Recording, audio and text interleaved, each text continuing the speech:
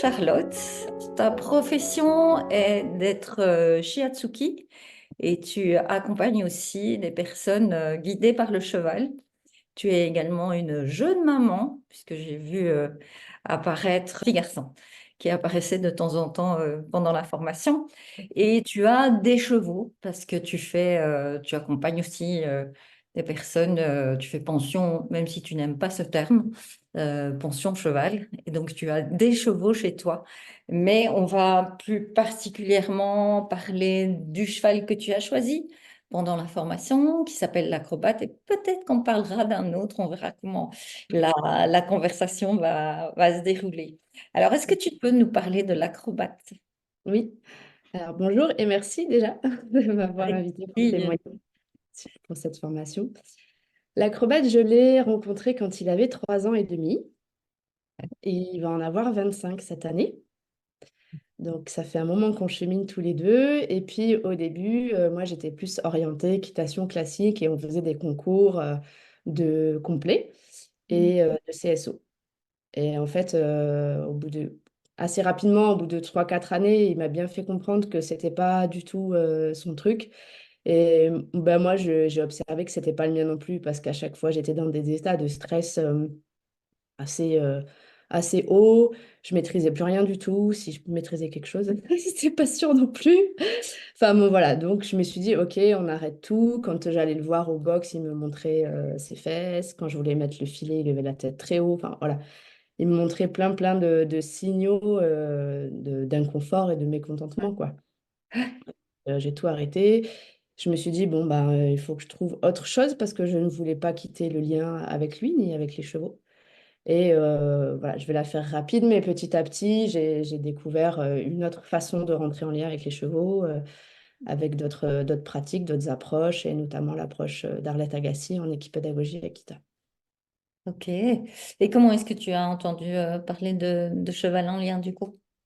Alors, j'ai une personne qui a fait la formation avec Arlette, avec moi, qui m'avait parlé de la formation. Et ensuite, j'ai une petite cloche qui a ressonné quand j'ai participé à Cheval en Conscience, au visio D'accord. qu'il y a eu, aux interviews qu'il y a eu avec Cheval en Conscience en décembre. Donc là où j'étais vue, pardon. Et je me Ok. suis dit, allez, je vais voir. C'est un signe. Ok.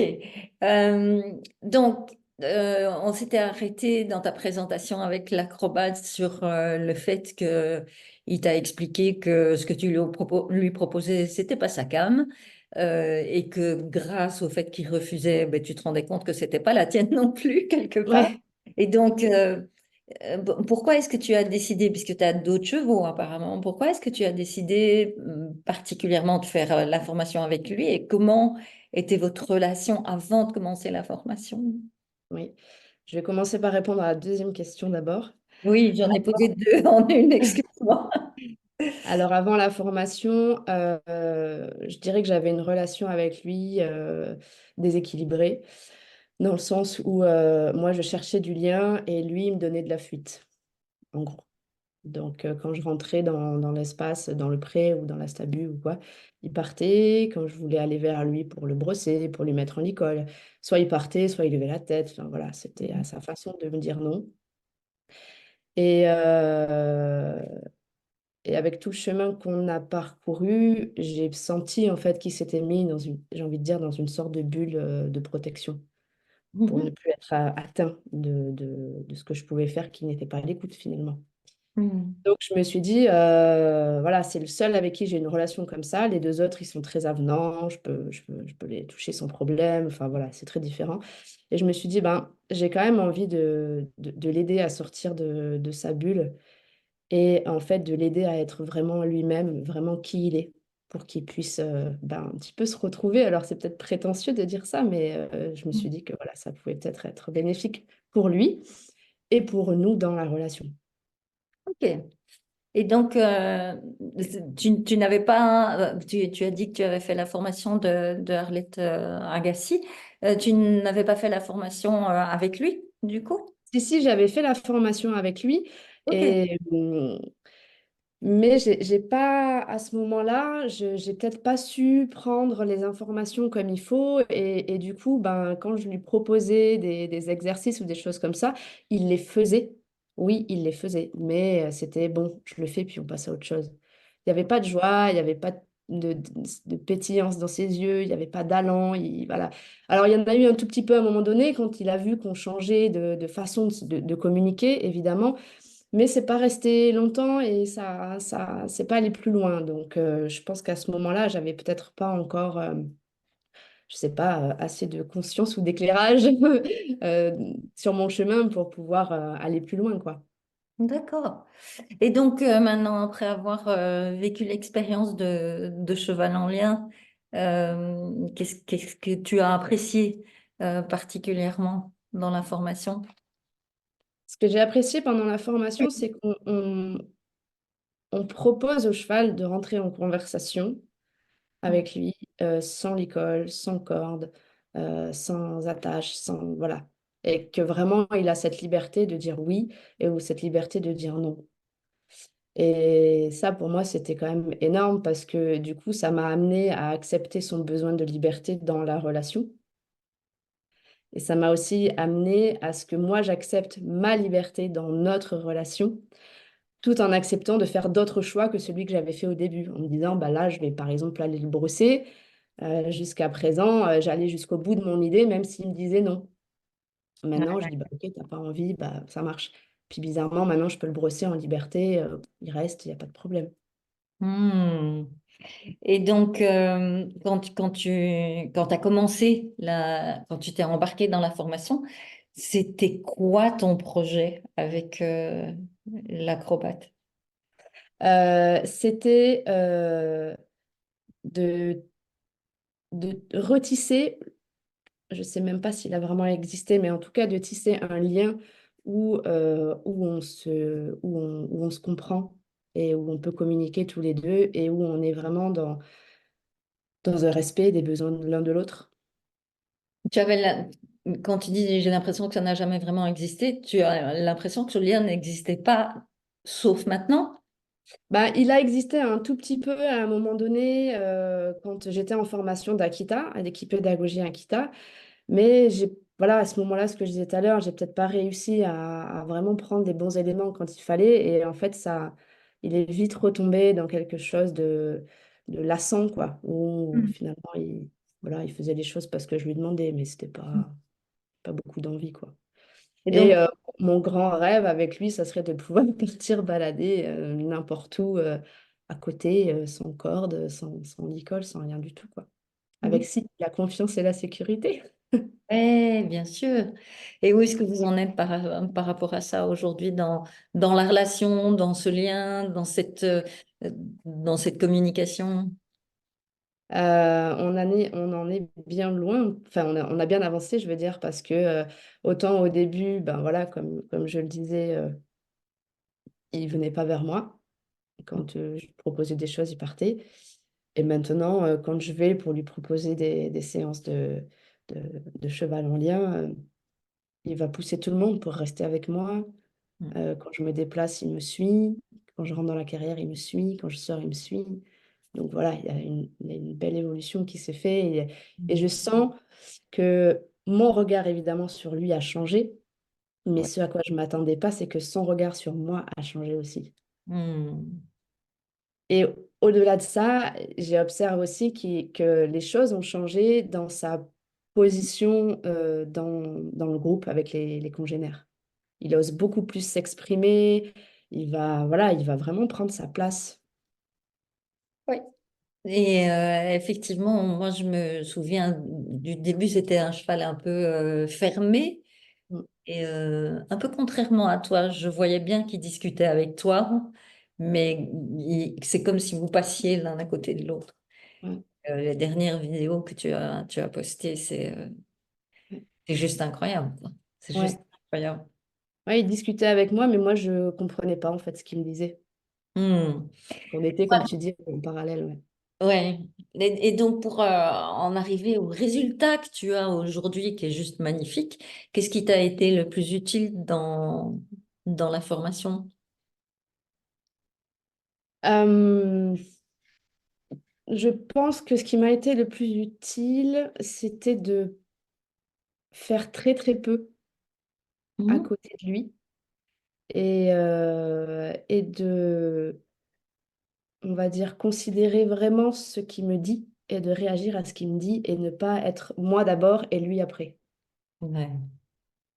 Ne pas arriver en me disant, bon allez, aujourd'hui on va faire ça, on va faire ci, on va faire mi. Bah non, en fait, je viens, je te propose et puis je suis ta conversation, quoi. Mhm. Ok. C'est un grand horseman qui est moins connu que tous les pas de paradis qu'on connaît ici, qui s'appelle Ray Hearn, qui dit souvent qu'on fait beaucoup de trop et trop tôt. Mm. Et que ce que tu dis, en fait, de faire très peu, c'est Ouais. vraiment ce qui compte dans la relation.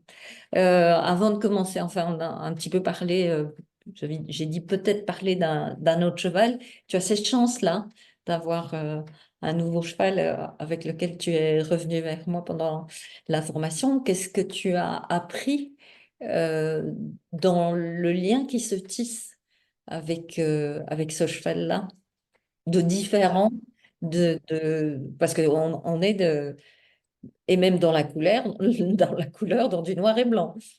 Ouais, non, du grand et du petit, du noir et du blanc. Ouais. Et du grand et Qu'est-ce du que j'ai petit. Ouais. ouais. Qu'est-ce que j'ai appris avec lui? C'est qu'en fait, les chevaux, ils sont vraiment lents, mais ils sont encore plus lents que ce que je pouvais imaginer. Je sais que c'est des animaux qui prennent le temps, qui ont vraiment un rythme lent, sans que ce soit péjoratif, bien sûr. Mais vraiment, il y en a, ils ont vraiment besoin d'encore plus de temps pour observer, intégrer, évoluer. Voilà, c'est vraiment quelque chose de beaucoup plus lent, en fait. Et lui, il m'amène encore plus là-dedans. Ok. Ça avance très doucement avec lui. Mhm. Et ils sont très lents et en général, quand ils arrivent chez nous, surtout comme le cas de ce petit poney-là, ils arrivent déjà avec des gros dossiers, de trucs pas réglés et ça, Ouais. c'est compliqué en fait. Ouais. Ouais. Et puis vraiment, ce qui m'a aussi lui montré, c'est à quel point leur zone de réaction vis-à-vis de notre présence peut être grande. Mhm. Quand on a un peu trop cette habitude, c'est une des choses que tu as dit au début de la formation qui m'a beaucoup marqué, on rentre dans leur espace très vite, on ne leur demande pas leur avis, on est très proche d'eux et on va les toucher, les caresser, faire des trucs sur leur corps sans leur demander leur avis. Alors qu'en fait, ben, ils ont vraiment un espace de sensibilité qui est très très grande, quoi. Ouais. Ok, et merci beaucoup Charlotte. On arrive tout doucement à la fin de cet échange. Est-ce qu'il y a quelque chose que tu aimerais ajouter? Euh, Ce que j'aimerais ajouter, c'est que très rapidement, dans la formation, les exercices, enfin les choses que tu nous proposais d'expérimenter avec les chevaux, avec l'acrobate, c'est donc d'aller dans une écoute du cheval, de considérer, d'être dans le respect, tout ça. Donc moi, je me disais, bah, je l'écoute, je le respecte, je le considère, tout ça. C'est aussi ce que je cherche dans la relation avec les humains, à, à faire, à être comme ça. Et aussi, j'aime qu'on soit comme ça avec moi. Et en fait, très rapidement, l'acrobate, j'ai senti que il me disait, entre guillemets, tu veux que je t'écoute, que je te considère et que je sois bienveillant, mais toi, tu m'écoutes pas, tu me respectes pas et tu considères pas mes besoins. Waouh, je me suis dit, ah ouais, effectivement, si on part de là, ok. Donc, voilà, c'est quelque chose qui est hyper profond parce que ça vient toucher une blessure chez moi. Et du coup, que ce soit lui qui me remette en face de ça et que je puisse avancer là-dedans avec lui, ça remet en question énormément de choses. Et je vois que quand j'ouvre cette porte, encore plus loin que dans ce que j'ai pu faire avec les outils que j'avais avant, et ben, waouh, c'est grandiose, quoi. Et en l'espace de 3 mois, il y a eu une évolution. J'imaginais même pas, en fait, que cette évolution puisse être aussi conséquente que ça. Hmm. Voilà. Merci. Et c'est toujours le cheval qui est le professeur. Moi, je donne des indications, mais ça n'est jamais que vos chevaux qui sont là pour vous apprendre. Et c'est cadeau à chaque fois. Ouais. Euh, Merci beaucoup de ton témoignage. Tiens-moi au courant de la suite, que ce soit avec l'acrobate ou avec flamenco. Et je vous souhaite bien de belles choses à tous les trois. Et je te dis à bientôt. Merci. Merci beaucoup. À bientôt, Florentine. Au revoir. Au revoir.